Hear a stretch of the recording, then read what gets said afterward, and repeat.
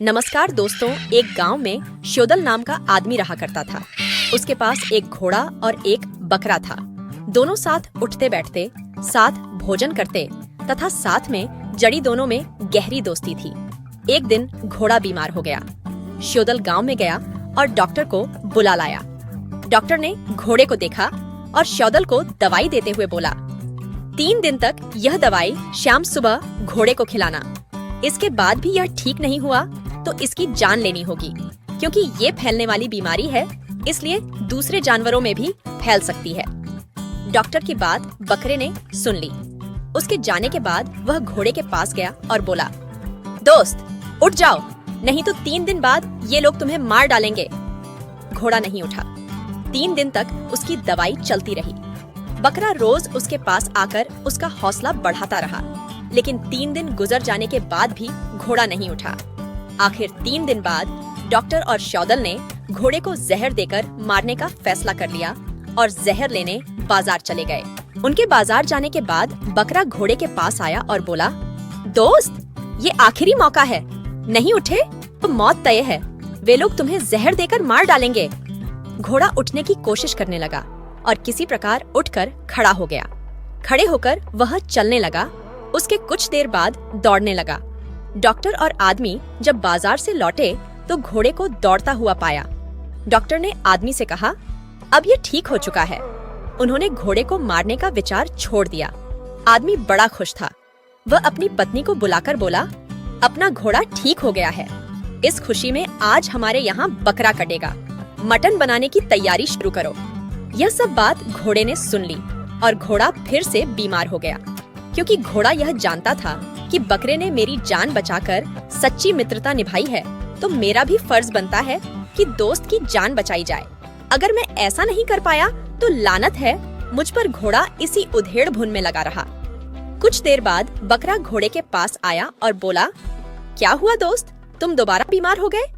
नहीं दोस्त, बस थोड़ी सी तबीयत खराब है, घोड़े ने कहा। बताओ ना दोस्त, ऐसा क्या हुआ जो आप अचानक से फिर बीमार हो गए?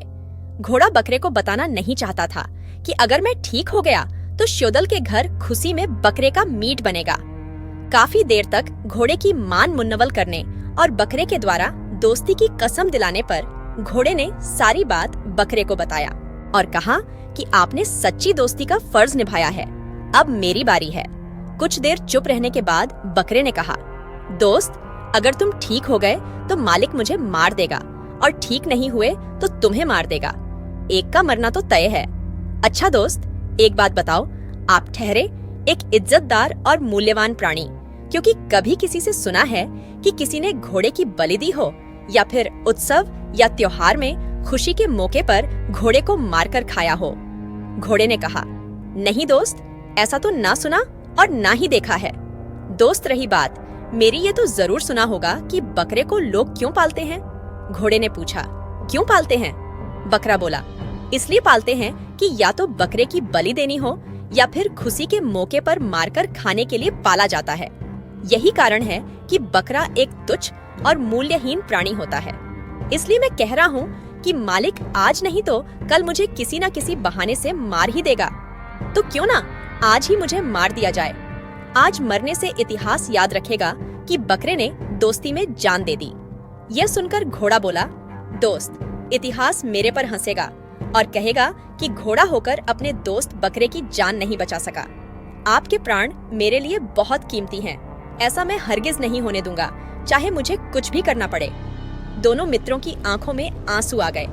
यह सब होते होते अंधेरा हो चला था। भगवान विष्णु यह सब दृश्य देख रहे थे और भावुक होकर मन में विचार कर रहे थे कि देखते हैं कौन सा मित्र हार मानता है। इतने में श्योदल बकरे को मारने के लिए लेने आता है तो उसकी नजर घोड़े पर गई। उसने देखा कि यह क्या हुआ। घोड़े की तबीयत तो फिर से खराब हो गई। श्योदल धीरे धीरे बतियाते हुए कह रहा था कि अब तो रात हो गई है, कल सवेरे सवेरे घोड़े को जहर देकर मारना पड़ेगा, नहीं तो यह बीमारी सभी जानवरों में फैल जाएगी। और वहाँ से चला गया। दोनों मित्रों ने राहत की सांस ली और विचार करने लगे कि ऐसा क्या किया जाए जिससे दोनों दोस्त जिंदा रहें। घोड़े ने अपने आराध्य सूर्य देव की और बकरे ने भगवान विष्णु की आराधना करने लगे। दोनों अपने अपने आराध्य से कहने लगे कि हे प्रभु, आज मेरा दोस्त घोर संकट में है, उसे इस संकट से बाहर निकालो, चाहे इसके बदले मेरी जान ले लो। दोनों की आराधना से स्वर्गलोक का आसन दोलायमान होने लगा। यह सब देख भगवान विष्णु दोनों के सामने प्रकट हुए और कहा कि हे सच्चे और अटल प्राणियों, चिंतित मत हो, मैं तुम्हारे साथ हूँ, और अंतर ध्यान हो गए। उधर सुबह हुई तो शौदल का पुत्र बीमार हो गया। वह उसे लेकर डॉक्टर के पास गया, फिर भी ठीक नहीं हुआ। शौदल ने अपने पुत्र को हर वैद्य और हकीम से दवा दिलाने पर भी ठीक नहीं हुआ। शौदल भी अपने पुत्र की बीमारी को लेकर चिंतित रहने लगा। एक दिन शौदल के घर एक साधु बाबा आते हैं। शौदल ने सारी बात साधु बाबा को कह सुनाई। साधु बाबा ने बताया कि आपके घर में 2 प्राणी ऐसे हैं जिनकी जान एक दूसरे में बसती है, उनको नहीं मारेगा तो आपका पुत्र ठीक हो जाएगा। यह कहकर साधु बाबा चले गए। शौदल समझ गया था वो कौन से 2 प्राणी हैं। वह घोड़े और बकरे के पास जाकर बताया कि आज के बाद मैं आप दोनों को कभी मारने के लिए नहीं कहूँगा, और आज ही से मैं और मेरा परिवार कभी मांस नहीं खाएंगे। आज से तुम भी मेरे परिवार के सदस्य हो। ये बात कह शौदल वहाँ से चला गया। घोड़ा और बकरे की आंखों में आंसू आ गए और मन ही मन सोचने लगे कि हे भगवान, हम आपके कृतज्ञ हैं। आज आपने मेरे दोस्त को बचा लिया, और दुआ करने लगे कि हमारे मालिक का लड़का भी जल्दी से ठीक हो जाए। धीरे धीरे शौदल का पुत्र भी हमारा ठीक वीडियो होने पसंद लगा, आए तो वीडियो को और लाइक एक दिन कर वो दीजिए बिल्कुल ठीक हो गया, जिससे शौदल के परिवार में खुशियों की लहर दौड़ने लगी। और उधर घोड़ा और बकरा दोनों जिगरी यार भी खुशी खुशी जीवन बिताने लगे। कहानी से सीख: दोस्ती अगर सच्ची हो और इरादे पक्के हो तो भगवान को भी आना पड़ता है मदद करने।